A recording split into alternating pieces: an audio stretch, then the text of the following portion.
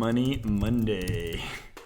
I apologize for the late upload. I just got back from Costa Rica last night. I'm filming this Monday morning/afternoon. I'm going to edit it later today and get it up by late afternoon, hopefully. If you saw on Instagram today, I made some posts about phone stuff. I just got a phone for my mother-in-law.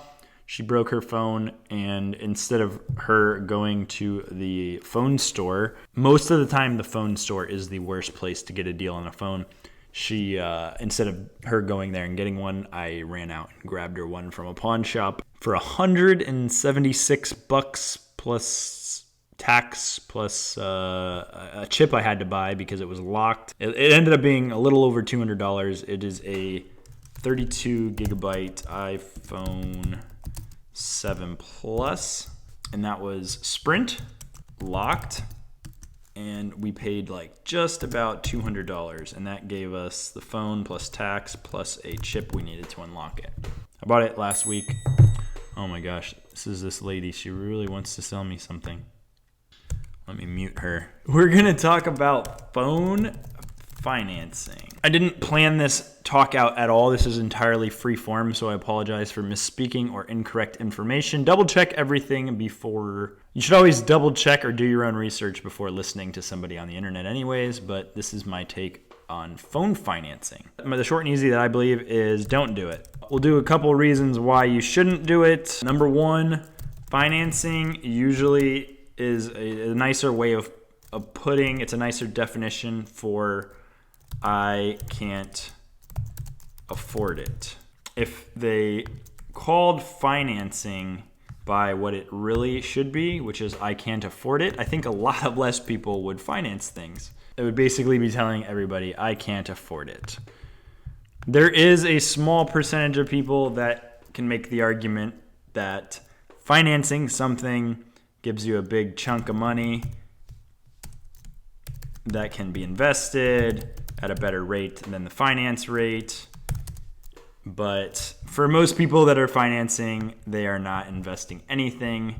So there's no reason to even bring that argument up. You're financing it. Usually means you don't have the cash for it. You can't afford it. So you're going to add it to your monthly bills, pay it off over time. Just keep getting sucked down into the hole of consumerism and MSRP. Number two, why I say don't finance it is because usually when you're financing it, you don't see the whole price. You just see a monthly payment. And then breaking it down like that, sometimes you'll spend more if you just see the monthly payment rather than the whole price. $25 a month for 24 months. And you actually have to go out and do math and say 25 times 24. And I'm actually paying $600 for a cell phone that's in my pocket that I could drop at any moment and break it. Number three, you're more likely to get a more expensive phone, which kind of piggybacks off of number two. It's like a psychology thing. So if you are paying a lower payment per month, you're more likely to get an upgrade, like a higher phone than your actual needs. And what phone you need is entirely a different video. I could film an entire video on picking a phone based on your needs, because you really should be picking a phone based on your needs, not based on the latest and greatest, because there's so much good technology already in older phones that you don't need to necessarily get the newest phone for your needs. I currently use the Pixel 2, meets my needs perfectly fine until I break it or my needs change. I might get a Pixel 3. I might go to an iPhone. I don't know. My wife uses an iPhone 7 Plus for her personal line, and she uses an iPhone 8 Plus for her work line. Both of them meet her needs. She could have gotten an iPhone XS Max 256 gigabytes for her work phone at a really good price, but instead we assessed the entire picture. The 8 Plus made more financial sense for us. We're not hurting for money right now, but we still purchased that phone based off of her needs, not really off of her wants. Number three, you're more likely to get a more expensive phone. Shiny object syndrome. If you're in the phone store, the phones are really nice. The four phone stores are really clean. They're all displayed really nicely. And just shiny object syndrome. You want to go for the shiniest, biggest, newest, coolest phone, right? So you're more likely to be susceptible to the shiny object syndrome for number 3. Those are the first 3 I can think of off the top of my head. I'm going to look at options right now on Verizon. I'm on Verizon's website. They do offer 0% down and $37 a month for 24 months. Which kind of, you just look at these 2 things. This goes exactly back to what we were looking at number 2. You don't really see the whole price. You just see $37.49 a month. You're like, oh, that's really not that much. It ends up being $37.49 times 24 months, and it's $8.99, which is a lot to pay for a phone. It's craziness.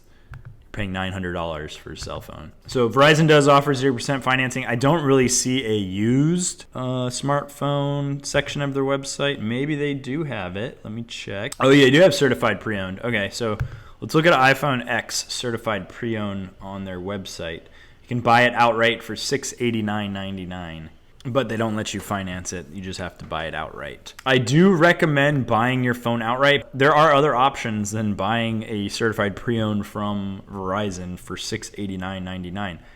So this is an iPhone X. If you wanted an iPhone, I wouldn't necessarily say go with an iPhone X if your budget isn't $689.99. I would say go for something older. If you can't buy it outright, you probably shouldn't buy it until your finances grow to where it warrants buying something a little bit more expensive. I was cruising the websites, and most providers do offer this 18 or 24 month cycle, and then you use it as a trade towards a new model next time. So it gets you in this cycle, a trained habit of buying a phone on a lease or financing it, and then upgrading it. $29.17, and that's for 18 months. So you're paying $525 to lease the phone, and then after 18 months you get a new phone. So you basically don't get anything physical for this $525 other than you're basically renting the phone. That's zero equity. You've just given them a rental fee of $29.17. Best Buy does offer financing as well, no interest for 6 months or 12 months. They do credit checks. Samsung offers, I saw this. This is absolutely ridiculous. They have a $1,600 phone. $66.67 for 24 months at 0% APR financing. Insane, because if someone were just to buy this outright, most people would not buy this. I think that this makes it affordable for people because they don't have the $1,600 to drop on a phone.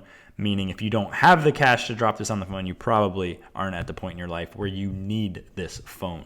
I can't think of many people that actually need this phone. There's probably less than 0.25% of the population that could justify needing that phone right there. We're all about logic and justification on this YouTube channel. So I'm going to give you some alternatives to buying a new phone. Most people might not even know this because they only know about phone stores. So please, if you haven't already, give this video a thumbs up because that person that needs to know this information could get access to it. And there are some benefits of buying your phone outright. Number one I could think of would be pride of ownership. You get this sense of pride when you own something that you don't necessarily have when you don't.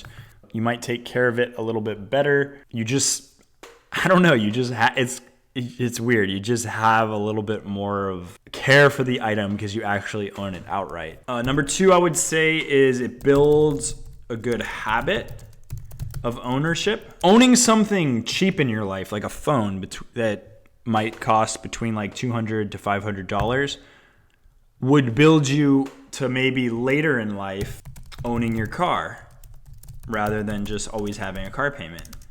Owning your house, having a debt-free business.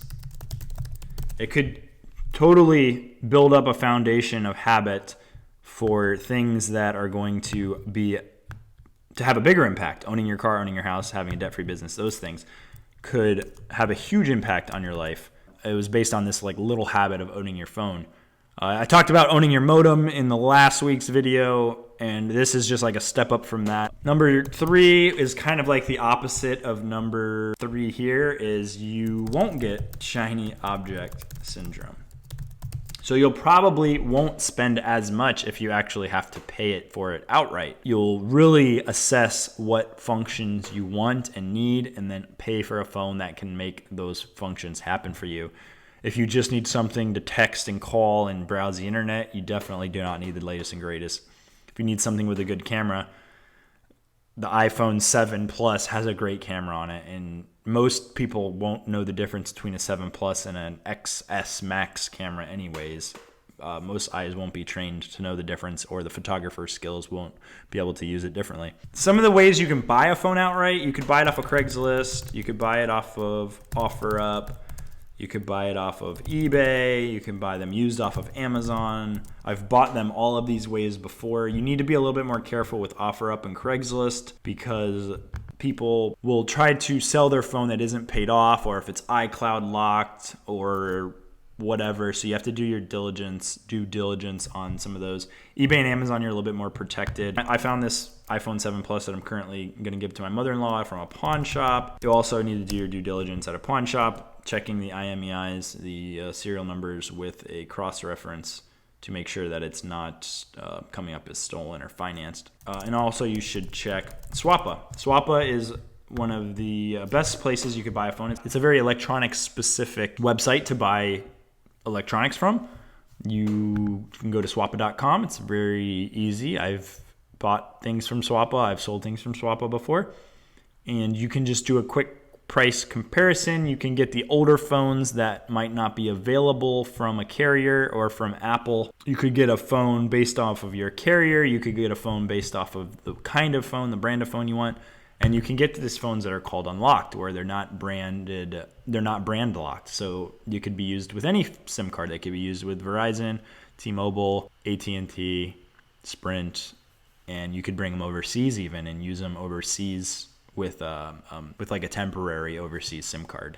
Let's just look quickly at an iPhone 7 Plus unlocked from Swappa. If you got one that's in fair condition, it's like $300. The cheapest iPhone on Verizon's website. Let's look at this.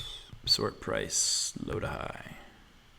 All right, so the cheapest iPhone would be a 6S and an iPhone 6. And you can get these for so cheap, like $179, $222. But maybe the 6S doesn't meet your needs. Like, you really kind of need a big phone screen for your eyes. So let's look for something a little bit bigger. The 7 certified refurbished.